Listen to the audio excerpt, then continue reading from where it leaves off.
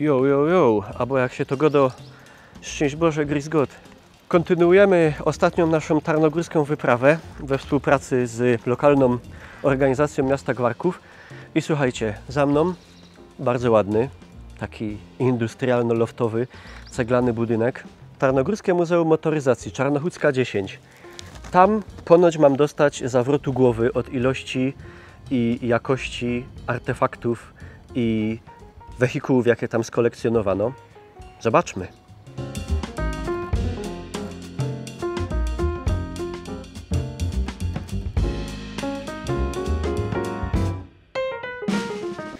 Witam serdecznie.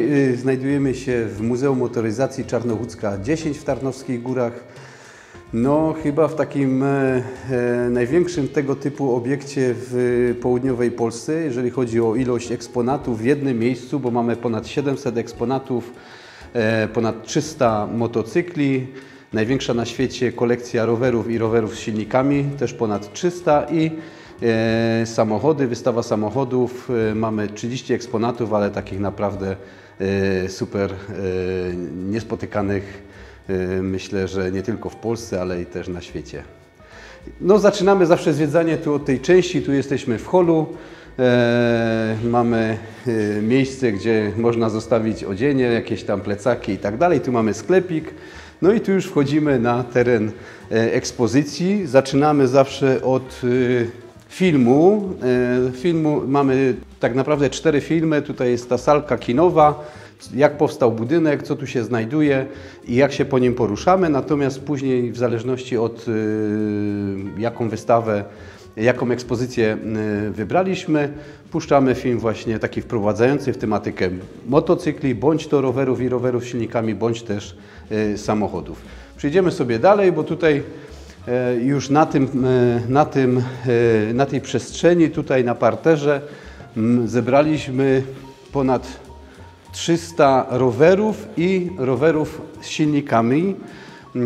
Zaczynamy tą historię od tych najstarszych, czyli gdzieś tam z początku XIX, połowy XIX wieku, czyli od tego najbardziej chyba takiego charakterystycznego bicykla, później już przez te welocypedy, czyli tak zwane bondshakery. No i przechodzimy w te bardziej już klasyczne rowery, ale mamy tutaj kilka różnych takich ciekawostek, nowinek technicznych z początku XX wieku, gdzie różnego rodzaju napędy były stosowane.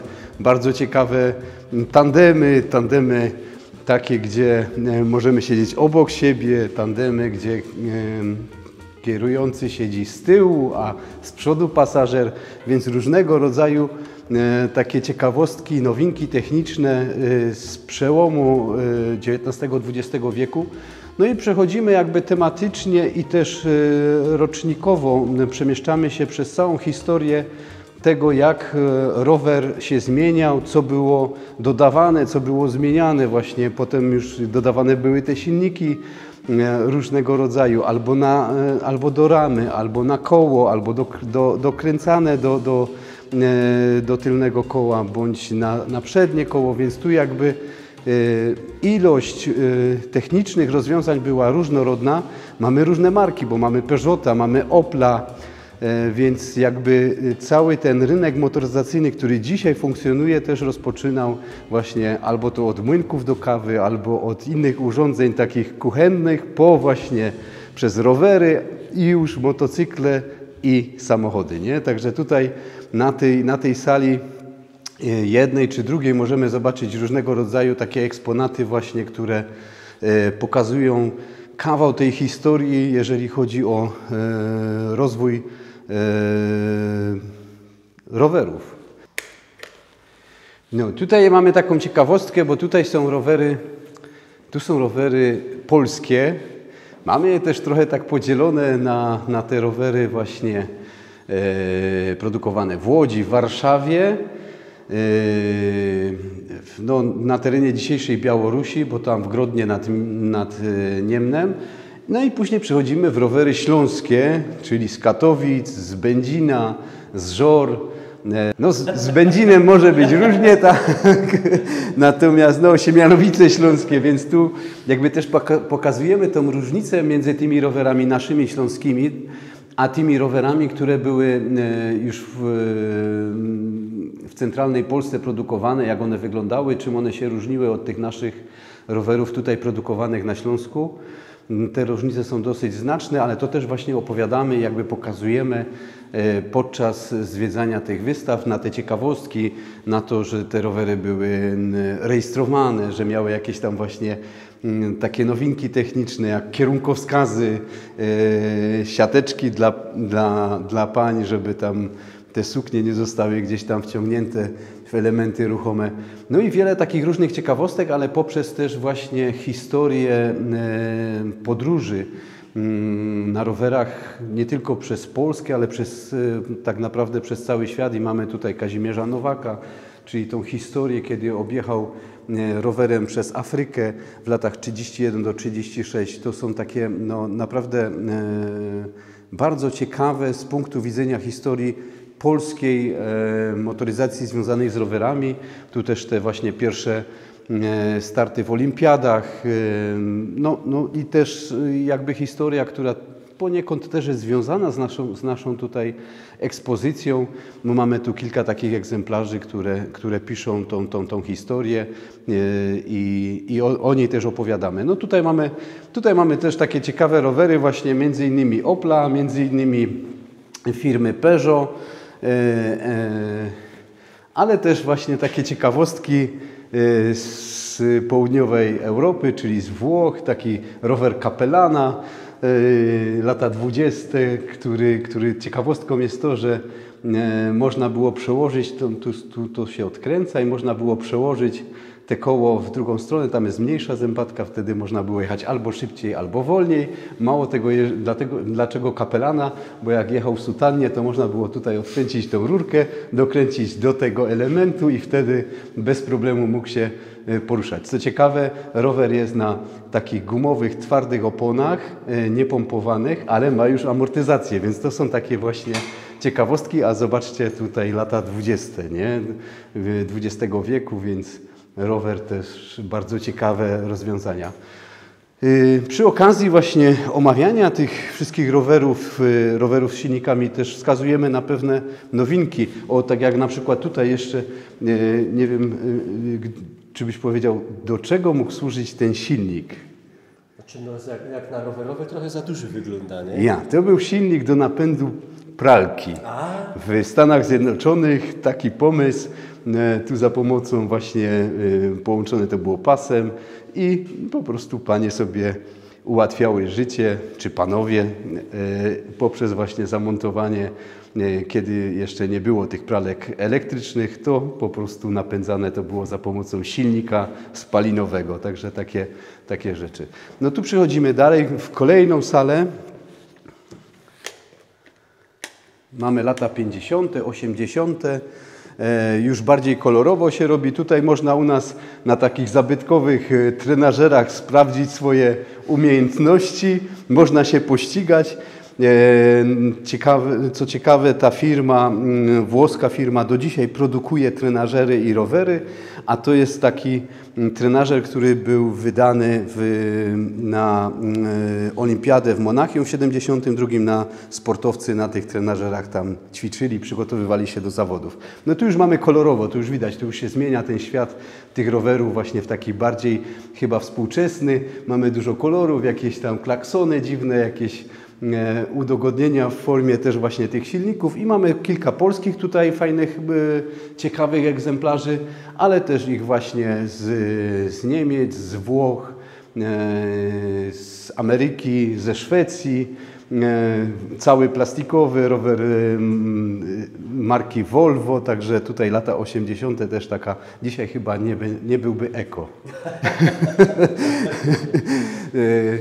No, tutaj też mamy bardzo różne rowery, to są lata 50. i też jakby pokazujemy, do czego te rowery były wykorzystywane, nie tylko do rekreacji i przemieszczania się, ale również właśnie wykorzystywane były w pracy i takie różne rodzaje właśnie tych rozwiązań technicznych, gdzie tam konstruktorzy próbowali, że tak powiem, wymyślać udogodnienia. Tu mamy taki bardzo dziwny rower właśnie z kierownicą, te kierowanie i jakby przyłożenie, pedały w przednim kole. No bardzo ciekawy eksponat. Tu ten jest chyba też budzi wielkie zawsze kontrowersje, jak to mogło jeździć, jak tu można było się tym przemieszczać. Jest to firma Victoria, rower ze śmigłem, Niemcy, lata 60. No coś takiego zostało wymyślone.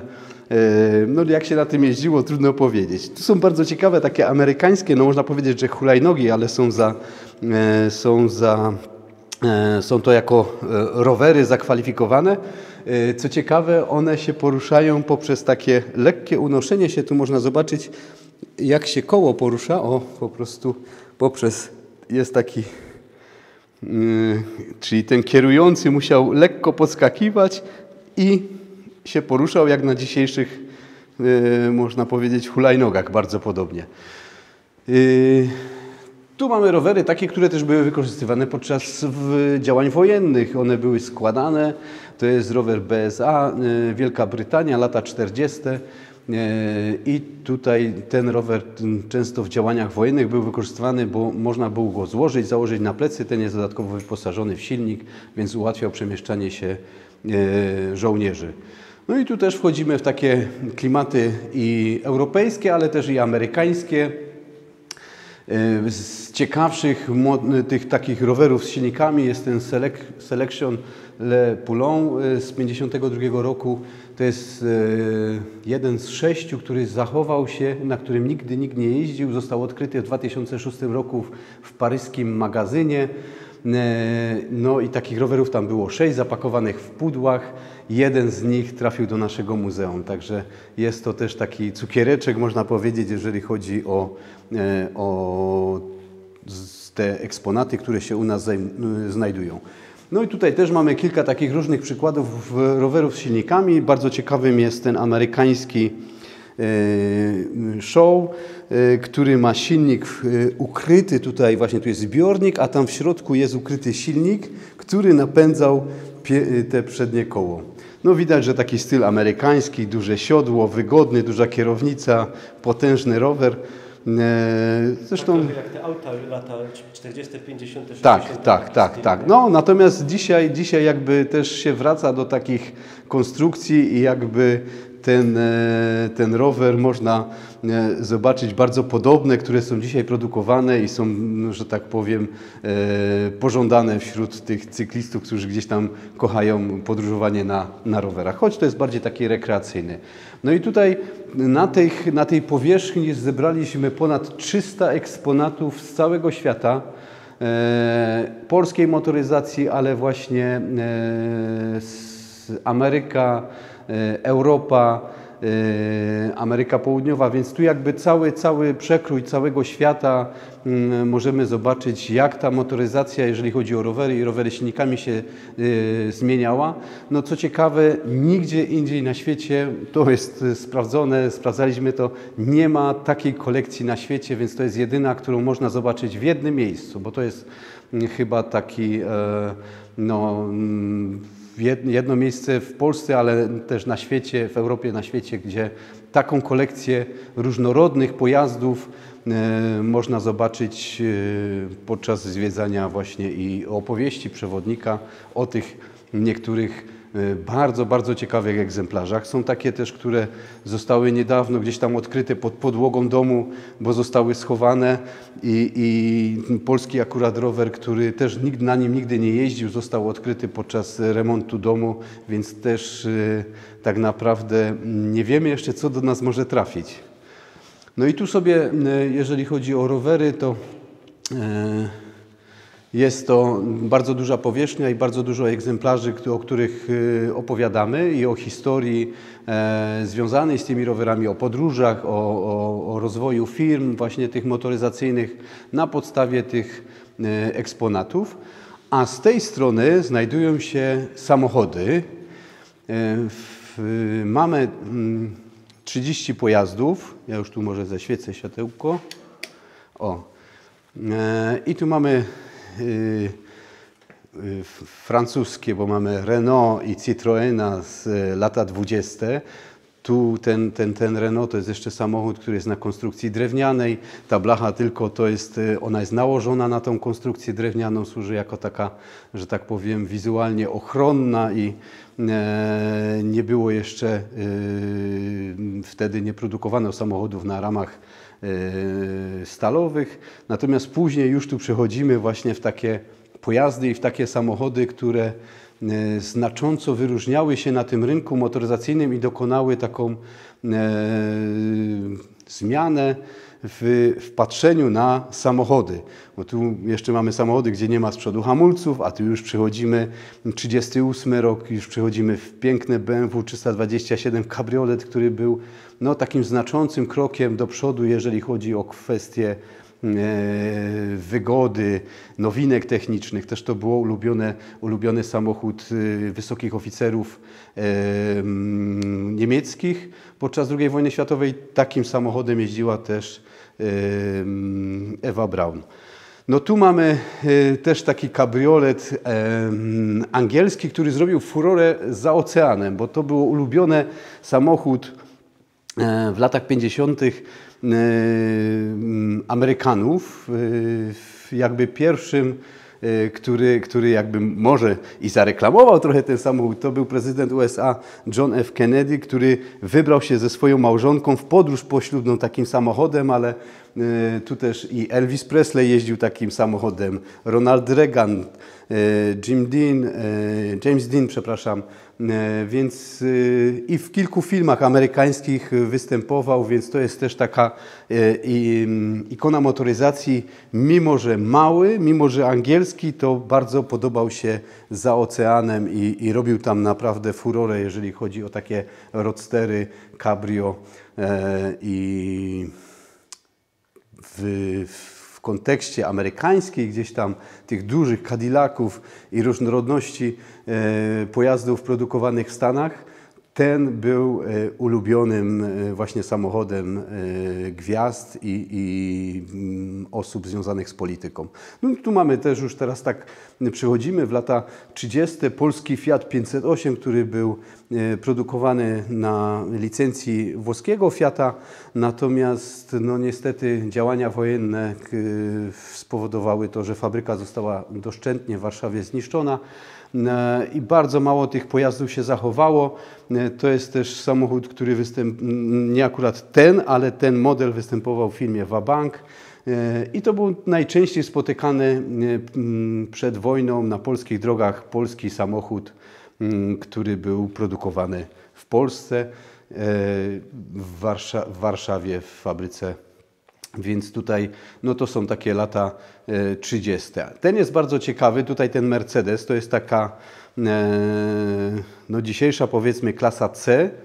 Natomiast ten samochód ma bardzo ciekawą historię z tego względu, że on mieszkankę Bytomia, Ernę Wypiszczyk, został zamówiony w tym kolorze i został odebrany przez nią u dealera w Gliwicach.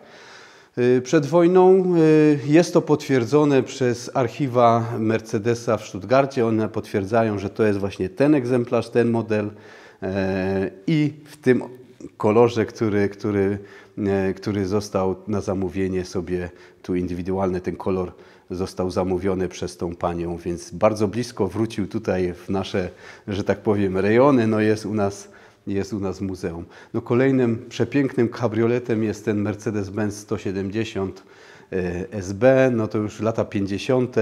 No i to już jest taki powrót Mercedesa po wojnie do tego na ten rynek motoryzacyjny właśnie takim przepięknym, dużym samochodem. Tu jesteśmy w kolejnej części, gdzie znajdują się samochody. No i jednym z najbardziej rozpoznawalnych samochodów w latach 50. to był właśnie Mercedes 300B, tak zwany Adenauer, dlatego że był ulubionym samochodem kanclerza Niemiec, Konrada Adenauera, który jakby też promował tą niemiecką motoryzację właśnie poprzez to, że te samochody były wykorzystywane w tych pojazdach jako pojazdy służbowe, reprezentacyjne wówczas zachodnie Niemcy. No i jest to, już tu widzimy, że to jest przeogromny samochód, bryła taka, która no dzisiaj no też jadąc właśnie ulicami robi wrażenie, to jest naprawdę duży samochód, wygodny, przeogromne te kanapy, wykończenia, wszystko już ekskluzyw i można powiedzieć, że nawet dzisiaj przemieszczając się takim pojazdem, to nie dość, że wygoda, to jeszcze taki prestiż, jeżeli chodzi o wygląd. To naprawdę robi to wrażenie. Tutaj ktoś nam chyba przekrzywił gwiazdkę. Może celował, nie? No, potem mamy kolejne, czyli tak jak ten Mercedes, jak one się troszeczkę, że tak powiem, zmieniały. Tu jest już troszkę inna konstrukcja, troszeczkę inaczej ten Mercedes się prezentuje. Już jest dużo mniejszy od tego Adenauera, to są końcówka lat 50., ale tu jest bardzo ciekawy samochód, bo tak włożyliśmy między Mercedesy, włożyliśmy BMW 501. To jest samochód z lat 50. Natomiast można zauważyć, jak tutaj bardzo ciekawie rozwiązane jest wchodzenie do tego samochodu i są te drzwi z tyłu otwierane w przeciwnym kierunku, czyli na zewnątrz. Można dzisiaj nawet gdzieś tam upatrywać, że ten nowy elektryk BMW jest bardzo podobny do tego pojazdu.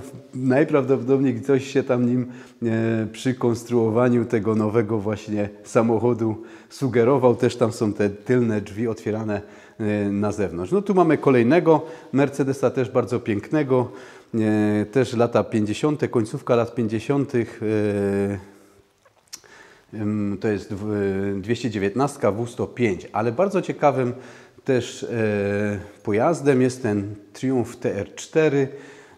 Bardzo ładny samochód sportowy, kabriolet, no przepięknie wykonany. Też bardzo ciekawa historia tego pojazdu, ale to myślę, że trzeba przyjść i wysłuchać.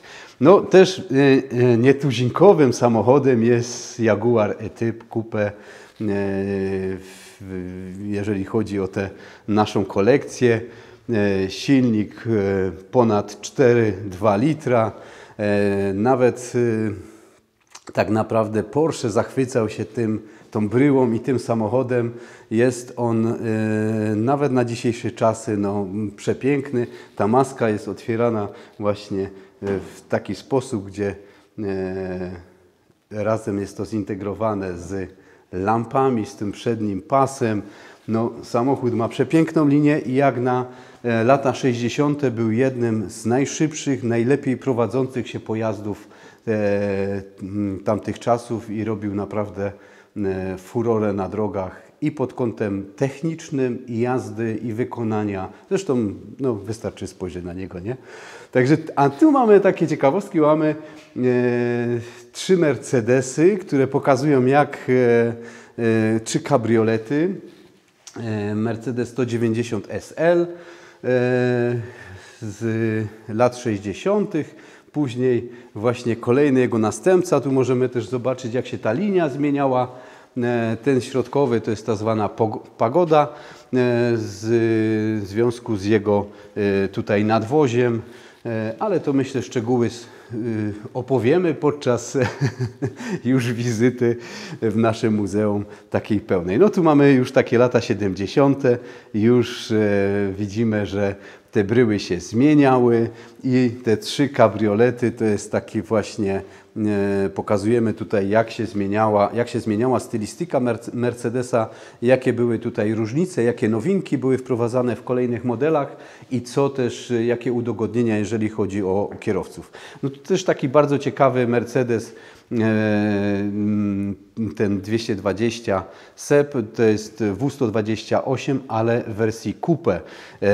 On był 2 razy droższy od sedana, od tej wersji 4-drzwiowej, a ze względu na tą właśnie bryłę, na tą stylistykę i ze względu na to, że bardzo mała ilość tych Mercedesów została wyprodukowana. Tu nie będę mówił, co to jest za samochód. Możecie zgadnąć, a najlepiej przyjść, choć rejestracja sugeruje, ale też bardzo ciekawy egzemplarz, bardzo duża pojemność. Stylistycznie możemy się tu, że tak powiem, kwestia gustu, tak, jeżeli chodzi o kolor, no ale to już mamy tutaj tą Amerykę w całości, jeżeli chodzi o tą amerykańską motoryzację. Nadwozie nawiązuje do butelki Coca-Coli, ale bardzo, bardzo ciekawy egzemplarz. Myślę, że trzeba przyjść i posłuchać tu historii o tym pojeździe. No i tu jeszcze mamy kolejnego Mercedesa, też 220 SE W111, też lata 60. Bardzo ciekawy samochód, też bardzo fajna historia. No i tu jakby kończymy tą historię europejską, ale wejdziemy jeszcze tu w jedną salę. Tu mamy takie ciekawostki. Tu też mamy oczywiście te dachy, czyli hardtopy do tych kabrioletów, bo oprócz tych szmacianych dachów była możliwość założenia dachu takiego twardego, czyli hardtopa. A tu jesteśmy w sali, ja tylko oświecę światełko, sekundkę, tak naprawdę polskiej. Mamy dwa polskie roadstery, jest to Gepard i Leopard. Są to samochody, które były produkowane w Polsce. Geparda 7 sztuk, Leoparda dwie wersje 7 bądź 11, choć sam konstruktor Zbysław Szwaj mówi o 7 i 7. Natomiast no, z tych części, które zostały, to w Leopardu zostało wyprodukowanych tak naprawdę 11. Najszybsze polskie chyba seryjnie produkowane samochody, nie chyba, tylko na pewno. Ten jest 4-litrowy, tamten 6-litrowy silnik, 400 koni, tutaj 200 koni. No to są po prostu, to są samochody, które naprawdę robiły furorę nawet na zagranicznych targach i prezentacjach. No niestety nie udało się jakby tutaj tej produkcji podtrzymać i dalej ich produkować. Co jest ciekawe, że dwa w jednym miejscu, i Gepard i Leopard, to jest taki też ewenement, jeżeli chodzi o kolekcjonerów, o muzea, bo i jeden i drugi jest bardzo dzisiaj poszukiwanym samochodem przez kolekcjonerów na świecie, mimo tego, że to są polskie samochody, ale naprawdę tutaj opowieść o tych dwóch pojazdach jest bardzo ciekawa, fascynująca, a jeszcze chyba dopełnia tutaj smaczku to, że niedawno gościliśmy konstruktora, pana Zbysława, który ma już ponad 94 lata i dalej udziela się jako konstruktor i jest aktywny zawodowo. Bardzo ciekawe historie o tych samochodach, ale myślę, że to opowiemy później. No i tutaj mamy też mamy oczywiście zastawę, która tak się tutaj wkradła, troszeczkę to samochód produkowany w Jugosławii, też na licencji Fiata. Natomiast mamy bardzo ciekawego maluszka Cabrio, który to jest Bosmal, tak brzmiała jego nazwa. Tych kabrioletów było wyprodukowanych, tych oryginalnych, 507 sztuk, z czego tak naprawdę 80% wyjechało poza granicę Polski. Bardzo mało sztuk się zostało tu na miejscu w Polsce. Są dzisiaj bardzo takie pożądanym samochodem, jeżeli chodzi w ogóle o Fiata 126P, ale w tej wersji Cabrio to jest taki cukierek. One są wzmacniane, tu są słupki wzmacniane, podłoga, progi. Konstrukcyjnie jest to samochód właśnie przygotowany jako ten kabriolet i bardzo ładnie się prezentuje. No i co można powiedzieć, że dzisiaj wartość takiego samochodu to jest prawie 100 000 złotych. No tu mamy takiego Sam Colo, on jest akurat na bazie Fiata 126P skonstruowany, ale co ciekawe, te nadwozia z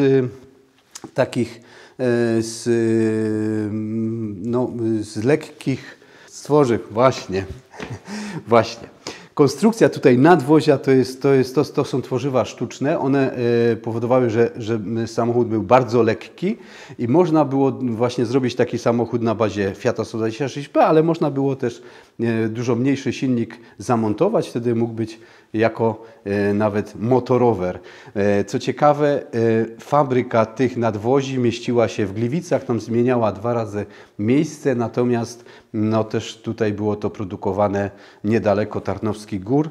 No i takich pojazdów też tam gdzieś się dosyć zachowało w fajnym stanie, aczkolwiek były, kiedy weszły zmiany przepisów, już tych samochodów nie produkowano jakby na tym nadwoziu, a też warunki pogodowe spowodowały, że jednak gdzieś tam się to nie przyjęło, ale bardzo ciekawe wykorzystanie właśnie Fiata 126P przy takim nadwoziu, chyba takim plażowym, bardziej gdzieś tam i raczej południowym. No i tutaj kończymy tą naszą ekspozycję samochodów i rowerów z silnikami. Dobra, no trochę żeśmy się zmęczyli, bo musieli pokonać dużo schodów, ale nie jest tak źle. Też te nasze korytarze są bardzo obszerne, długie, bo jest tutaj ponad 300 akurat motocykli. No jeżeli chodzi o ekspozycję motocykli, to zaczynamy zawsze naszą historię od tych najstarszych. Tu ja sobie pozwolę włączyć. O, tu jest też jakby opowiadamy, jak powstał ten pierwszy motocykl, tą historię powstania i jakby pomysłu na motocykl, ale bardzo ciekawym jest ta New Era. Ona jest tak naprawdę takim jednym z najstarszych motocykli w naszej ekspozycji, bo tu jeszcze mamy Hobarda z 1904 roku, natomiast bo ten jest z 1911, ale z naszych informacji i z wszystkich pozyskanych tych informacji z innych muzeów najprawdopodobniej na świecie ostały się tylko 2 takie pojazdy i jeden jest w Tarnowskich Górach, więc to jest taki, że tak powiem, cukierek, jeżeli chodzi o tą wystawę motocykli, ale od niego zaczynamy, co nie znaczy, że nie ma równie ciekawych. No tutaj przemieszczamy się jakby poprzez historię i techniki, i motoryzacji. Pokazujemy, jak się zmieniały te motocykle, jak one powstawały, jakie są różnice w napędach, w silnikach, w oświetleniu, w napędzie, więc to się wszystko, tu mamy właśnie i francuskie pierwsze motocykle, i szwajcarski motocykl z 1907 roku i właśnie już Harley'a, czyli już amerykańska motoryzacja, Cleveland motocykle, więc tu poruszamy się po całym świecie, pokazujemy, jak ta motoryzacja powoli się zmieniała od tych informacji właśnie technicznych, po design, po te udogodnienia, kiedy został wprowadzony tu pierwszy elektroniczny klakson, licznik i różnego rodzaju takie nowinki na tamte czasy, czyli prawie ponad 100 lat temu, które już funkcjonowały, a dzisiaj są tak naprawdę tylko gdzieś tam udoskonalane. No i mamy cały przekrój motoryzacji, łącznie z takimi motocyklami, które jeździły w wyścigach na wyspie Man, co też jest bardzo ciekawe, bo mamy tu motocykle, które startowały w tych wyścigach kilkadziesiąt lat temu, więc to też są bardzo ciekawe pozycje i bardzo ciekawe historie, które opowiadamy.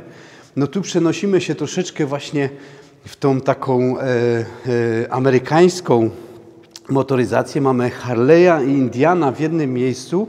Pokazujemy, jak one się zmieniały, jak te firmy między sobą też rywalizowały, jeżeli chodzi o rynek motoryzacyjny od początku istnienia, powstania tych firm w Stanach Zjednoczonych. No i mamy przekrój naprawdę każdego z tych takich kultowych modelów, czy to Indiana, czy Harley'a Davidsona, i przechodzimy w różnego rodzaju przepiękne, z piękną historią motocykle, bo patrzę na motocykl Opel i mówię samochód. Słuchajcie, to jest Opel, to jest motocykl, który wyprodukowała firma Opel, ale z nią się też wiąże naprawdę bardzo ciekawa historia bicia rekordu prędkości, ale nie mamy na tą chwilę czasu, żeby to opowiedzieć. Tu też bardzo ładny motocykl Praga. Było też produkowane w Oświęcimiu, wtedy się nazywały Praga Oświęcim. Też bardzo ciekawe rozwiązania, bardzo piękny motocykl. Tutaj znowu lata 20. Proszę zobaczyć Mars. No to jest design, który dzisiaj jeszcze gdzieś tam kładzie na kolana fascynatów i motoryzacji i tego, jak można było przepięknie skonstruować pojazd. No i tu mamy kilka takich innych rozwiązań, też przepięknie skonstruowanych motocykli, jak właśnie Majestic, który te rozwiązania są bardzo innowacyjne jak na tamte lata, ale też i ciekawe ze względu na wygląd i rozwiązania techniczne i swoją historię. No i różnego rodzaju rozwiązania już, silniki chłodzone właśnie cieczą, różnego rodzaju rozwiązania, czyli silnik w układzie V, silnik w układzie Boxer. To wszystko tutaj się znajduje. Teraz jesteśmy w kolejnej takiej przestrzeni muzealnej. Tu znowu znajdują się motocykle. Tu mamy i niemieckie, i angielskie, ale też i amerykańskie, różnych firm. Opowiadamy właśnie historię o markach, tak jak Husqvarna, jak Moto Becan, jak Zindab. Więc pokazujemy tu różnorodność marek, różnorodność rozwiązań technicznych, ale też takie, można powiedzieć, Rolls-Royce wśród motocykli, tak jak właśnie tutaj ten Brough Superior.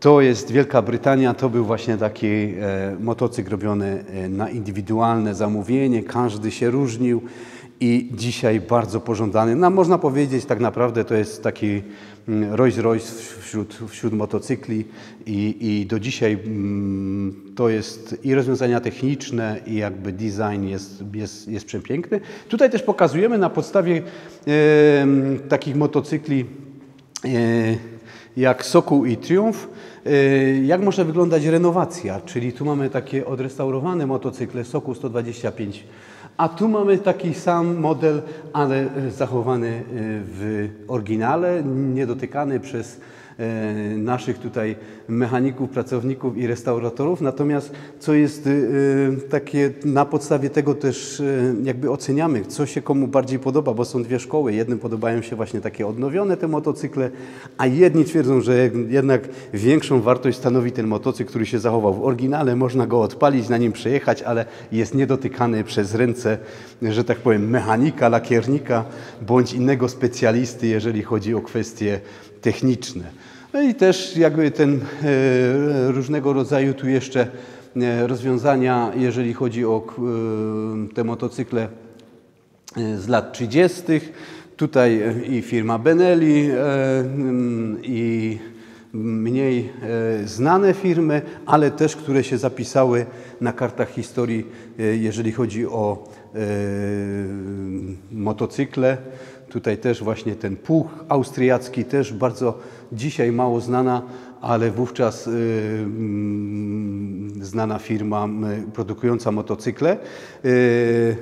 Tu mamy jeszcze, tu już jest Sokół 600, czyli troszeczkę polskiej motoryzacji, ale bardzo ciekawym tutaj jest ten Boomerland czechosłowacki, czteroosobowy, najdłuższy seryjnie produkowany motocykl na świecie, który też ma wiele nowinek technicznych jak na tamte lata, które zostały wprowadzone właśnie w tym modelu. Więc to też jest bardzo ciekawa historia i marki, i powstawania tego motocykla, jak również tego, co zostało tam wprowadzone. I był takim właśnie te zmiany konstrukcyjne i pewne zmiany, jeżeli chodzi o kwestie techniczne, na tym motocyklu właśnie tu pokazujemy, opowiadamy, bo jest bardzo ciekawy. Tu mamy jeszcze właśnie kilka motocykli, które też wyznaczały trendy, jeżeli chodzi o tą motoryzację i amerykańską, to bardzo znany taki też właśnie chyba i z filmów i wizualnie motocykl Indian z 1941 roku. Ale przejdziemy dalej, bo mamy jeszcze tutaj bardzo dużo do przejrzenia tych elementów i ekspozycji i tego, co przygotowaliśmy dla zwiedzających. Po tej części, którą właśnie żeśmy zobaczyli, wchodzimy na część, która jest poświęcona wojnie i tu mamy kilka egzemplarzy, które były wykorzystywane podczas II wojny światowej, podczas działań wojennych. Mamy te korgi z Wielkiej Brytanii, i Welbike, które były wykorzystywane przez wojska w trakcie desantu, były również na spadochronach spuszczane w takich skrzyniach i później żołnierze się na nich przemieszczali.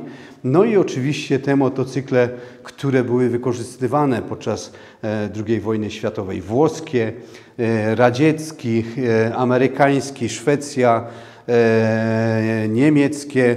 No i tutaj taki jakby pogląd na to, czym te motocykle się różniły, jakie miały właściwości i które tak naprawdę najwięcej brały udział w tych działaniach wojennych, bo było ich dosyć sporo wykorzystywanych podczas wojny. A tutaj mamy taką małą salę, ale poświęconą marce BMW. Mamy tutaj kilka właśnie takich egzemplarzy, które pokazują, jak też zmieniała się marka BMW, jak się zmieniały rozwiązania techniczne. Tu mamy i jednocylindrowe, i boksery, i mamy motocykl, na którym jeździł James Bond, więc są takie tutaj ciekawostki, które myślę opowiedziane przez naszego przewodnika naprawdę są bardzo interesujące, nawet dla kogoś, kto nie ma na co dzień do czynienia z motoryzacją. Muszę wyłączyć, bo tam mamy właśnie taki filmik, który jest. Słyszymy. Przechodzimy w polską motoryzację, tak naprawdę. I tutaj mamy salę, gdzie zebraliśmy część tych polskich motocykli, które pokazują też historię polskiej motoryzacji związanej z motocyklami. Zaczynamy też od tego Niemena, który tutaj wisi nad nami z lat 30. Taka setka. One w większości, te pierwsze motocykle były na silnikach sprowadzanych albo Zaxa, albo Willersa, natomiast później dopiero właśnie SHL-ka, Sokół, mamy też Podkowę polską, bardzo ciekawy motocykl, oczywiście WS-ki, SHL-ki, WFM-ki, czyli te motocykle, które były produkowane w Polsce w bardzo dużych ilościach. Mamy przepięknego Sokoła 1000 z bocznym wózkiem, też bardzo ciekawa historia o tym motocyklu, o konstruktorach, o inżynierach, którzy pracowali przy tym, jak ten motocykl powstawał.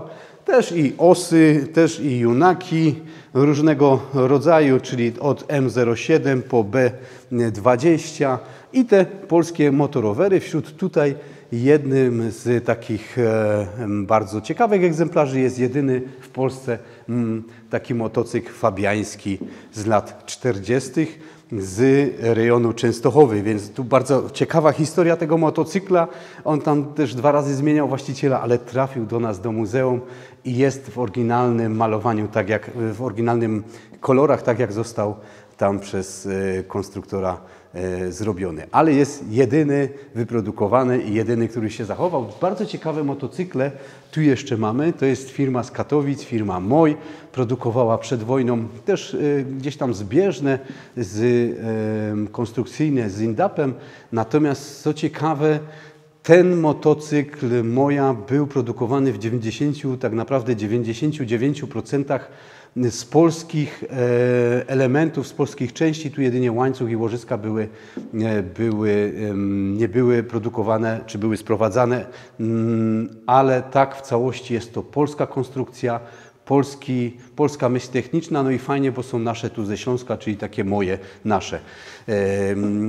Co Ciekawy budynek, gdzie znajdowała się fabryka, do dzisiaj funkcjonuje tam w Katowicach. Mieści się tam inna firma, ale też związana gdzieś tam z produkcją sprzęgieł hydrokinetycznych, więc z tego co wiemy, stoi tam też jeden odrestaurowany MOI.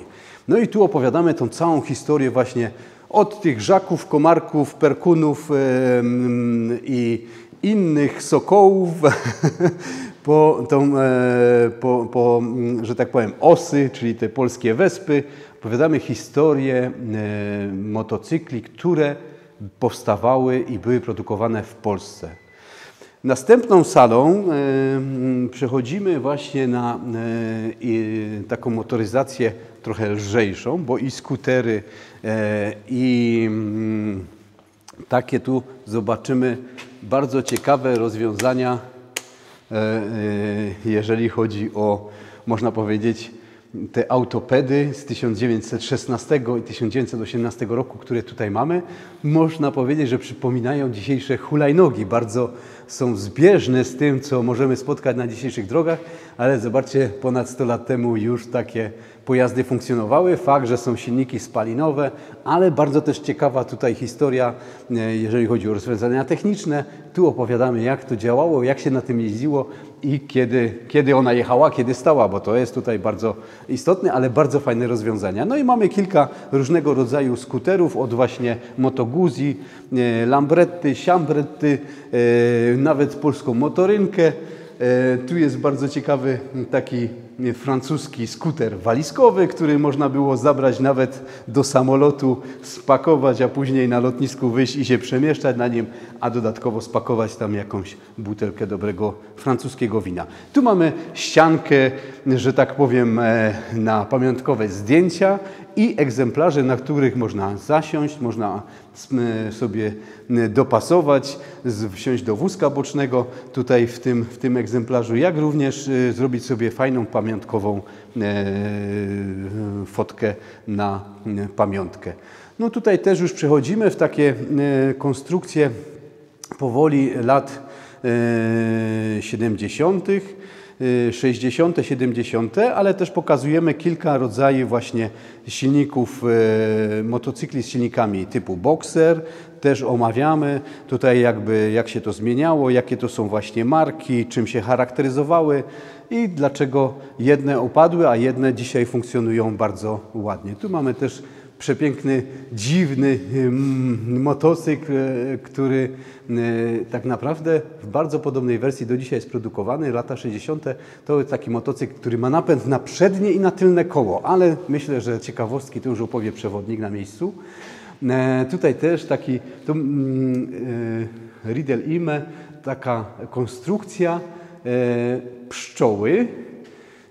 I tu możemy zobaczyć, że wszystko nawiązuje, gdzieś tutaj mamy żądło, tutaj jest co ciekawe, ten motocykl jest zawieszony tylko z jednej strony, konstrukcyjnie rura wydechowa też pełni tutaj element konstrukcyjny i możemy podczas jakiejś awarii zmienić sobie zapasowe koło, czy to przednie, czy to tylne, nie ma to żadnej różnicy, ale wiele elementów tutaj, jak się przypatrzeć, to możemy zobaczyć tu pewien właśnie zbieżność do pszczoły. No i to już taka właśnie Wiktoria przepiękna, niemiecka, MZ-ka, SHL-ka i to są takie Gazela, przepraszam, więc to są te motocykle, które też są charakterystyczne z tą przednią lampą, która świeciła cały czas na wprost, mimo tego, że kręciliśmy kierownicą, ale tu też pokazujemy, jak piękne były te motocykle, jak one się też zmieniały, jakie są rozwiązania, jakie różnice w zawieszeniu. A ta sala tutaj pokazuje też taką działalność tych firm motoryzacyjnych już powojenną Europy, kiedy właśnie z tych były te sankcje, czyli małe pojemności, potem coraz większe. Też historię Harley'a i przygodę z włoską firmą AMF, gdzie Harley mamy kilka takich egzemplarzy, które były produkowane we Włoszech we współpracy właśnie z tą firmą. Taka przygoda Harley'a i kilka najszybszych takich, powiedzmy, dzisiaj można powiedzieć, że motorowerów, ale które mają bardzo też ciekawą historię. właśnie włoskie, niemieckie i tudzież bardziej no właśnie nasze tutaj europejskie motocykle, które też zmieniały jakby patrzenie na design, na ten rynek motoryzacyjny, gdzie bardzo się już to zmieniło z tych lat 30., 40., 50. właśnie, gdzie konstrukcyjnie już się zbliżamy właśnie do tych naszych lat współczesnych i mamy jedną taką super salę z super bajkami, bo to jest, sala się nazywa Super Bajki. Tu mamy motocykle, które w latach 70., choć tutaj mamy też taką ikonę z lat 50. Vincenta, które były jakby ikonami tej motoryzacji, jeżeli chodzi o motocykle, czyli wielkość, pojemność, duża waga, szybkość i to były takie właśnie mięś, ten mięś mamut, który jest jedyny w Polsce i znajduje się w naszym muzeum lata 70. Przeogromny motocykl. Mamy też motocykle z silnikami Wankla, czyli takie, które no, nie przyjęły się chyba za bardzo, jeżeli chodzi o motocykle, ale były takie motocykle produkowane. No, Vincent, który też jest taką ikoną motoryzacji, było na nim bicie rekordu prędkości, ale to był, jeżeli chodzi o gwarancję, to przeogromna gwarancja na ilość przejechanych kilometrów, jak również na wytrzymałość tej ramy, to też dzisiaj bardzo poszukiwany motocykl.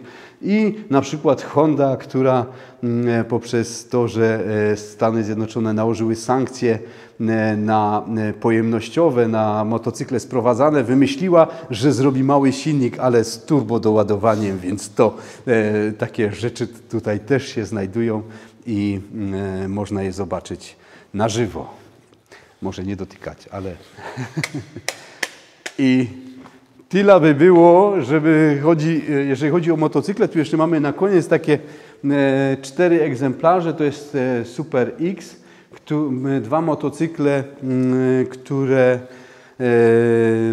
tak naprawdę mimo tego, że różni je 70 dokładnie lat, bo ten jest 1929, ten 1999, natomiast obydwa dzisiaj są bardzo poszukiwanymi egzemplarzami, mimo tego, że pochodzą ze Stanów Zjednoczonych, obydwa są bardzo takim poszukiwanym motocyklem przez kolekcjonerów. I jeden, ten bardziej nowoczesny, czyli ten z 99, gdzie tam była próba jakby powrotu marki właśnie do tego z 20 lat, tego Super X-a. One się, już widzimy jakie są różnice tutaj konstrukcyjne, bardzo zbieżne, ale tu pojemnościowo i wykonanie, jak to się pozmieniało przez te 70 lat, można tutaj zobaczyć. Ciekawym też jakby motocyklem jest polski FIS, który był motocyklem sportowym, żużlowym.